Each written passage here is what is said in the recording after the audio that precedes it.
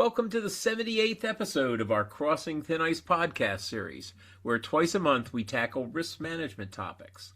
I'm Dave Ingram, and today I'm joined by Max Rudolph. Max and I will wrap up our VUCA series, briefly summarizing volatility, uncertainty, complexity, and ambiguity, and then considering how these topics interact to form a new regime going forward. Please share our podcast with anyone interested in lifelong learning about risk management. As a reminder, nothing in today's podcast is intended to be investment advice. We are here to provide educational material on risk topics without getting lost in the weeds. Let's get started.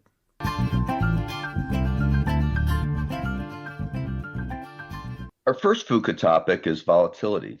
It isn't just statistical noise. Volatility reflects how deeply systems are interconnected and how fast shocks propagate through global, financial, and ecological networks.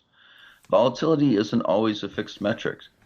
Dave, it reminds me of a paper you wrote where risks grow in the dark and are recognized only when there's a problem elsewhere in the system. Bernie Madoff's Ponzi scheme was only discovered when redemptions increased in the early stages of the Great Financial Crisis. Human behavior reflects Hyman Minsky's comment that stability breeds instability, especially for financial risks. We bounce between fear and greed and overshoot the landing in both directions. Volatility can mean revert just as easily as other assumptions do. Quantitative measures alone are insufficient. Strategic understanding requires narrative scenarios that account for discontinuities and mean reversion cycles. Some examples going beyond the Ponzi scheme recognition include the supply chain disruptions caused by COVID, the loss of reserve currency status, hyperinflation, and mean reversion that follows booms and busts. To plan for volatility, we can use scenario planning and risk tolerance frameworks to consider potential extremes. In a frequently changing world, you want to avoid relying on rules of thumb and at least periodically rework your models from first principles. Treat volatility as the signal to broaden perspective, not as an excuse for analysis paralysis. Dave, can you walk us through uncertainty and complexity? Sure, Max. Recently, in a podcast focused just on uncertainty, I focused on the impact of artificial intelligence uncertainty, particularly the way in which everyone using artificial intelligence to help with their strategy will create a reflective uncertainty where every actor's prediction affects every other's. But there's a lot more to it, uncertainty. Uncertainty basically means that the timing and cause and effect relationships that we've taken for granted become unpredictable. We have a lack of knowledge about if a change will happen. There's a lot of influence of wild cards, those low probability, high impact events. There just isn't enough historical data on to understand.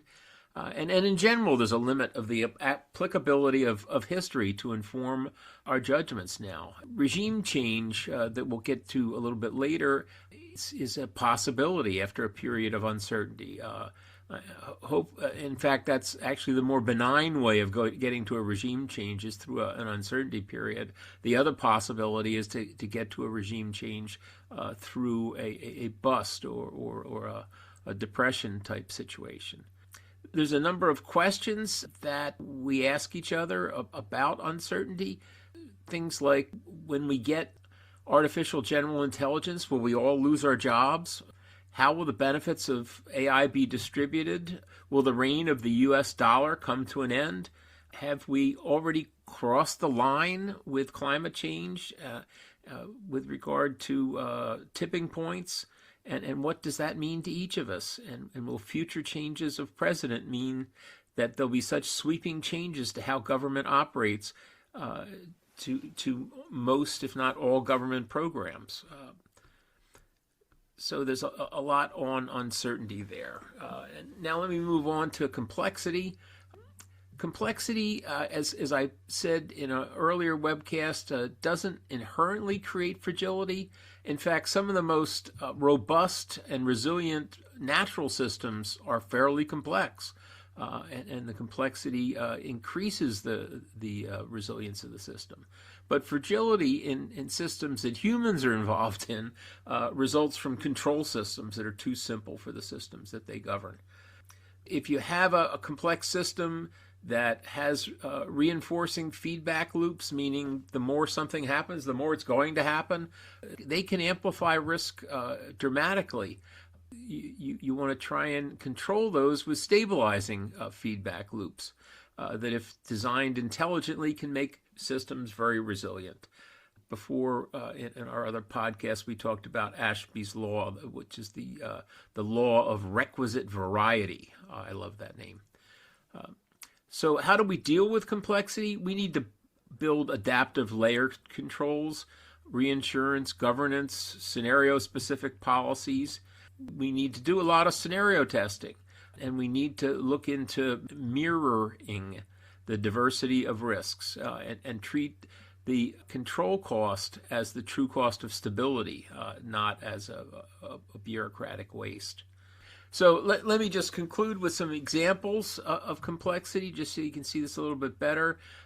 One of the areas where you can see complexity is with semiconductors. Semiconductors are affected by these geopolitical sanctions and tariffs, and also there's a talent scarcity in the industries that make these semiconductors. More and more countries are creating industrial policies that skew what happens. That also leads to price volatility.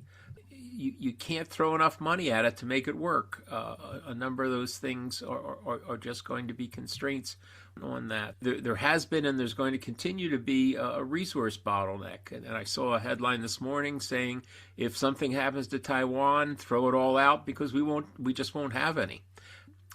Another example of a complex situation is the reshoring idea. One of the goals that has been expressed in a lot of countries, is to try to reshore or bring back different industries that have been spread all over the globe. The hope there is that the country itself will be more resilient and less subject to supply chain shocks. So they want to move factories home. One of the reasons that there was the dispersion of the manufacturing is because of a cost advantage in somewhere else. So moving the factories home is going to lead to higher local costs and inflation, price increases, which will reduce the purchasing of these products. In the end, even though we hope to get better resilience through it, we may wind up with lower resilience. So with that, I'll throw it back to you, Max, and to wrap it up with ambiguity. Yeah, thanks, Dave. Our last component of VUCA, ambiguity, arises from incomplete, contradictory, or fast evolving information, especially when technological and geopolitical trends collide. It sounds like most of what we seem to deal with today. We have to make decisions with incomplete and often conflicting information. It's hard, but those who do it well provide a competitive advantage to their team. When multiple interpretations of the same data coexist, communication and credibility become central risks, not just outcomes of uncertainty. How often have you received multiple charitable requests with variations in your name, some containing your spouse or your middle initial, and not recognizing that they are all going to the same address? That's an example. Does a falling stock price indicate that the company will soon be worthless, or is it a great deal? Will artificial intelligence make our lives better or worse? Will the company-wide team asked to work together on a project seek solutions, or will some actively impede progress? To deal with financial ambiguity, we can use stochastic and deterministic scenario analysis, not to eliminate ambiguity, but to frame plausible stories that guide decision-making.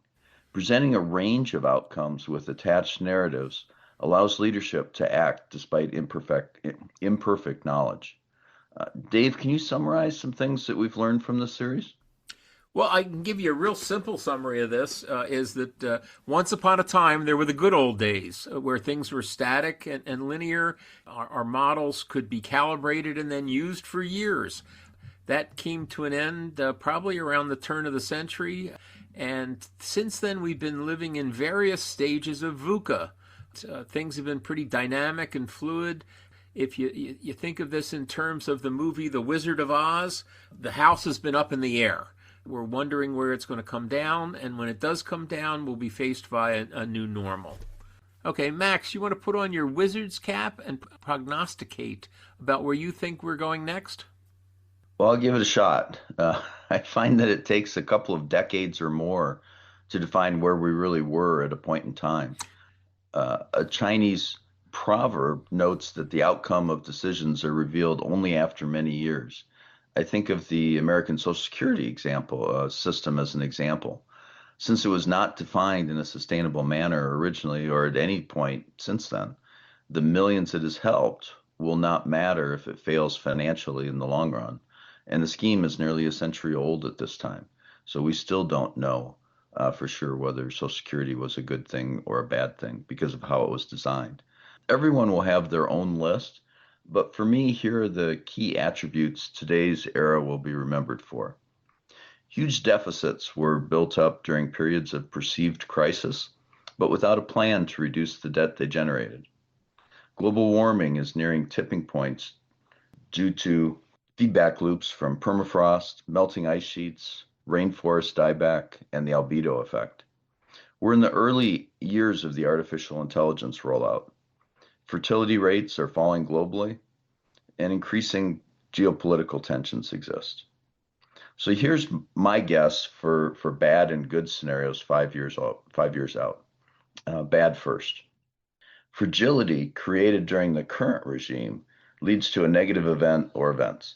This could be increasing extreme weather events or drought with many deaths, AI run amok, or even as far as nuclear annihilation.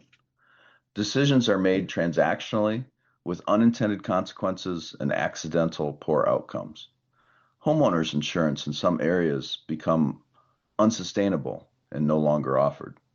Measles and polio make a comeback as health outcomes deteriorate. Strong recession means that large debt and debt servicing becomes so large that many companies go under, leaving workers unemployed, and proactive attempts to slow global warming are abandoned with disastrous effect. War and terrorism increase globally. Government funding of healthcare and the safety net is materially reduced in the U.S. And a global famine follows as monoculture crops lose their resistance to disease. Okay, I'll apologize. Those are all pretty negative. Let me try to give one that's a little bit less bad. Recession creates a reset among voters and the Fed, so deficits fall through tax increases and reduced safety net payouts. Current officials are voted out of office. Adults are allowed in the room to provide input. Evidence-based science returns with AI working with humans to create solutions to reduce greenhouse gases in the atmosphere and oceans.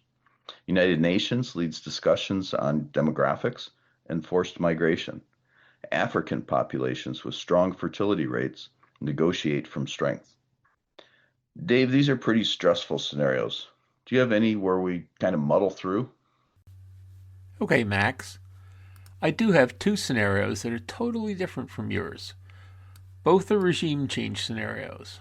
The first one I'll call a rejection of the growth paradigm. For roughly 300 years since the early Industrial Revolution in places like Great Britain, economic success has been defined by sustained compound growth in output per capita. The implicit rule of the game has always been productivity rises, GDP rises, living standards rise, and the institutions are structured to support that cycle. Now, let us imagine a regime shift. Not a recession, not stagnation, a conscious cultural and political rejection of the growth paradigm itself. You might say something like this. Growth has been the organizing principle of capital allocation, corporate governance, and public finance, along with actuarial modeling. Many of our valuation models assume expanding exposure bases, more policies, more premiums, more payroll, more taxable income. Public systems like Social Security, our health systems, and debt servicing assume growth as a pressure release valve. The insurance model itself is partly built on expanding risk pools. Now, imagine a new world where people broadly become totally fed up with the constant friction in most aspects of life. And after an extended period of particularly chaotic VUCA years, a consensus forms that it is the striving for growth itself that is driving many of our problems. Environmental constraints and climate realities contribute to this shift in public values favoring sufficiency over expansion. The slowly falling population in many areas of the world, which started in the 1990s in Japan, spread to China, Italy, South Korea, and most of the rest of the world outside of Africa, where population growth has been slowing as well. This was an early indicator that young people were already favoring this idea of less growth. They concluded that more output is not the same thing as more well-being. Political movements redefine success as resilience, localism, and stability rather than scale.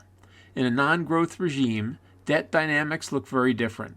Asset returns compress structurally. Risk pooling may shrink rather than expand. The competitive game shifts from who can grow faster to who can remain solvent and trusted in a steady-state world.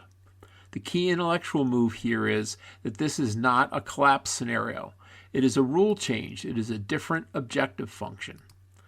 This may not be a prediction, but in my mind, it's definitely a possibility. Now, moving on to the second scenario, I call this one the AI fault line. In this scenario, it's less about macroeconomics and more about social fracture. We're entering a period where AI is not just a technology, but a moral and societal dividing line. The split is not left versus right, rich versus poor. It is those who want to deploy AI aggressively to remove labor and maximize efficiency versus those who want to deploy AI primarily to augment human capability and preserve broad participation in work. Both camps claim to be totally rational. The first camp argues that productivity is the only sustainable source of prosperity. If machines can do something cheaper and better, not deploying them is just irrational. The historical precedent of mechanization and automation ultimately raised our living standards over the last several hundred years. The second camp argues work is not just income, it is identity and social structure. Rapid displacement erodes social cohesion. Enhancement-first strategies can capture productivity gains without hollowing out communities. The first path produces rapid margin expanses for early adopters, but large transition risks, unemployment, volatility, political backlash, and regulatory swings. The second path produces slower productivity gains, but may lead to other new innovations down the road from the immense amount of human creativity that is unleashed. From a risk perspective, the key uncertainty isn't how good will AI be. Instead, it's which deployment philosophy wins. That choice will drive labor force participation, tax-based stability, demand for insurance products, regulatory attitudes towards capital and automation, and litigation risks tied to AI-driven decisions. And crucially, this is a systems fracture scenario. The economy could bifurcate regionally or sectorially. Some industries will go full automation, others become explicitly human-centered.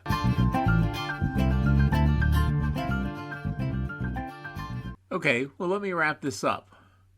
Let's think about what has VUCA really taught us. VUCA is not turbulence around a stable system. It may be, we should be thinking of it as turbulence of the system. Volatility, uncertainty, complexity, and ambiguity interact.